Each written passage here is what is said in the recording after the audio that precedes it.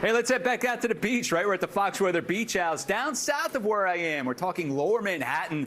There's a bit of an oasis, and when you zoom right in towards Marissa Torres, you're like, wait a minute, she's down in the lower part of Manhattan? Right there's a beach? Yes. Wait till you see that. Marissa, I know you're not a huge fan of the sand, but man, oh man, they've got a lot of it right there.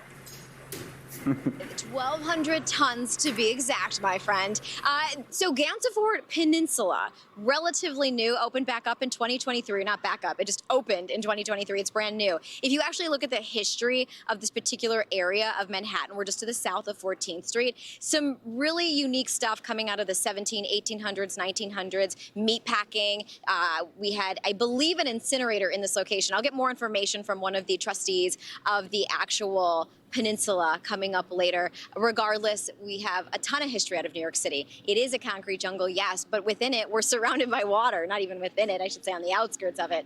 You have the Hudson behind me, Hudson Bay, out in the distance. Yes, it's a little foggy. We have the low clouds that we've been dealing with through today, but you can see we have the Statue of Liberty. We have lower Manhattan. We get a lot of boat traffic. In fact, Jason, do you see that green boat over there?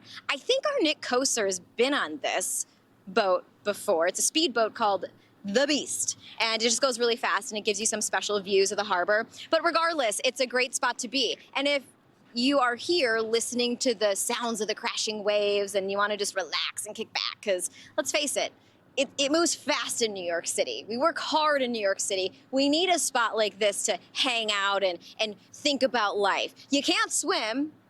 I don't know too many people that are probably disappointed in that because it's the Hudson. It is much cleaner, don't get me wrong, but there's so much traffic in here. It's not safe. You're not allowed to do it. But what you can do is take a seat. Now, we set up our very own spot, our Tommy Bahama chair that I was hanging out in earlier. If you're with us in the last hour, that was that's the chair. That wasn't me. I just wanted to clarify that.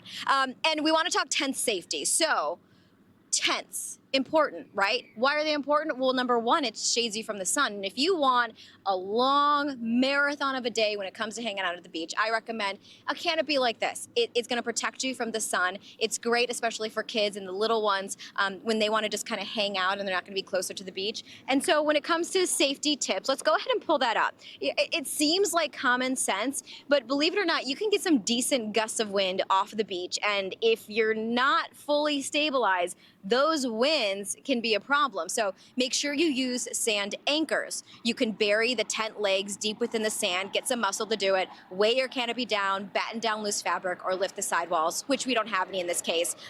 Or my number one tip, Bob, bring somebody to put up the tent for you. Just make sure they know what they're doing. That's a good point. It's such a good point, Marissa. And yeah, I like those sand anchors. They're the greatest. It's such a simple thing. You just grab the sand, put it in a pocket, and it weighs it right down. So you're out there in lower Manhattan now, Marissa. Hey, listen, coming up on July 2nd, you and I are going to do it again. The Foxweather Beach House is going to be in lovely South Carolina. Check it out. Yeah.